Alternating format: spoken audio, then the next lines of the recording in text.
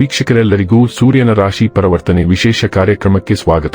ವೀಕ್ಷಕರೇ, ಗ್ರಹಗಳ ಅಧಿಪತಿಯಾಗಿರುವ ಸೂರ್ಯ ಪ್ರತಿದಿನಗಳು ತನ್ನ ಪಟ ಬದಲಾಯಿಸುತ್ತಾನೆ. ಸೂರ್ಯ ಒಂದು ರಾಶಿಯಿಂದ ಮತ್ತೊಂದು ರಾಶಿಗೆ ಸಂಚರಿಸಿದಾಗ ಅದನ್ನು ಸೂರ್ಯ ಸಂಕ್ರಾಂತಿ ಎಂದು ಕರೆಯಲಾಗುವುದು. ವರ್ಷ 2025ರ ಡಿಸೆಂಬರ್ ತಿಂಗಳಿನ 16ನೇ ತಾರೀಕಿನ ಬೆಳಿಗ್ಗೆಯ 6:27 ವೃಶ್ಚಿಕ ರಾಶಿಯನ್ನು ತೊರೆದು ಧನು ರಾಶಿಯನ್ನು ಪ್ರವೇಶಿಸುತ್ತಾನೆ. ವರ್ಷ 2026ರ ಜನವರಿ ತಿಂಗಳಿನ 14ನೇ ತಾರೀಕಿನವರೆಗೆ ಧನು ರಾಶಿಯಲ್ಲಿ ಇರಲಿದ್ದು, ಜ್ಯೋತಿಷ್ಯದಲ್ಲಿ ಸೂರ್ಯನನ್ನು ಸಾಮಾನ್ಯವಾಗಿ ಉನ್ನತ ಅಧಿಕಾರ ಹೊಂದಿರುವ ಡೈನಾಮಿಕ್ ಗ್ರಹ ಎಂದು ಕರೆಯಲಾಗುತ್ತದೆ. ಈ ಗ್ರಹವು ಪರಿಣಾಮಕಾರಿ ಆಡಳಿತ ತತ್ವಗಳನ್ನು ಸೂಚಿಸುತ್ತದೆ ಮತ್ತು ಇದು ಬಿಸಿ ಗ್ರಹವಾಗಿದೆ ಮತ್ತು ಎಲ್ಲಾ ಭವ್ಯವಾದ ಗುಣಗಳನ್ನು ಸೂಚಿಸುತ್ತದೆ.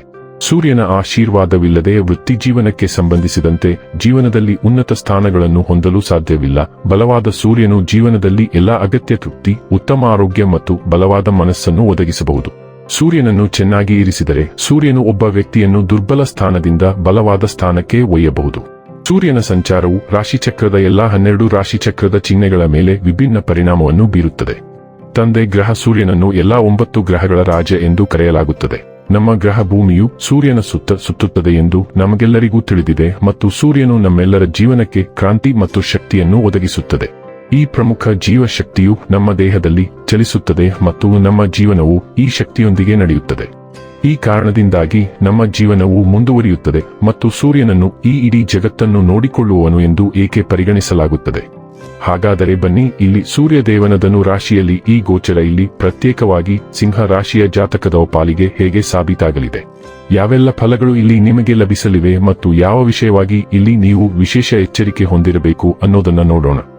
ಎಂದಿನಂತೆ ನಮ್ಮ ವಿನಂತಿ ಎಂದರೆ, ನೀವಿನ್ನೂ ನಮ್ಮ ಚಾನೆಲ್ ಅನ್ನು ಸಬ್ಸ್ಕ್ರೈಬ್ ಮಾಡಿಲ್ಲವೆಂದರೆ ದಯವಿಟ್ಟು ಈಗಲೇ ನಮ್ಮ ಚಾನೆಲ್ ಅನ್ನು ಸಬ್ಸ್ಕ್ರೈಬ್ ಮಾಡಿ.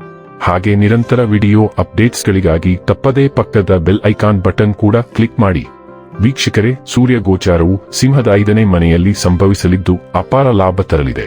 ನಿಮ್ಮ ನಾಯಕತ್ವ ಸಾಮರ್ಥ್ಯ ಹೆಚ್ಚಾಗಿ ಸಮಸ್ಯೆಗಳಿಗೆ ಸುಲಭ ಪರಿಹಾರ ಕಂಡುಕೊಳ್ಳುವಿರಿ.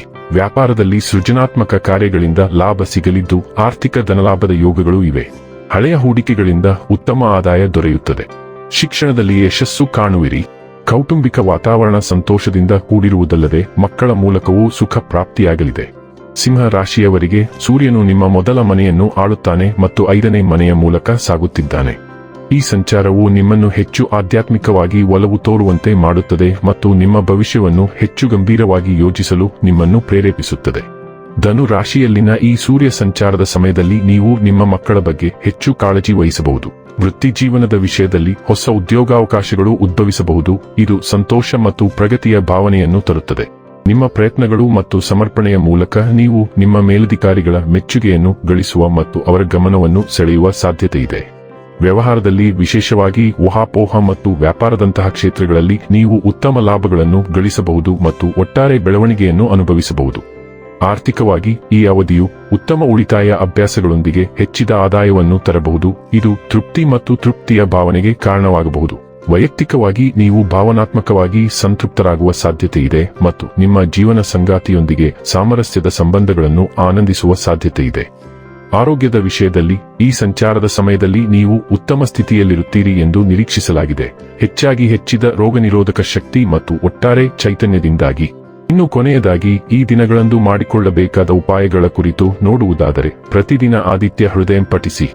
ವೀಕ್ಷಕರೇ, ಇದಾಗಿತ್ತು ಸಿಂಹ ರಾಶಿಯ ಜಾತಕದವರ ಸೂರ್ಯನ ರಾಶಿ ಪರಿವರ್ತನೆಯ ಮಾಹಿತಿ ಇಷ್ಟವಾದರೆ ವಿಡಿಯೋವನ್ನು ಲೈಕ್ ಮತ್ತು ಶೇರ್ ಮಾಡಿ.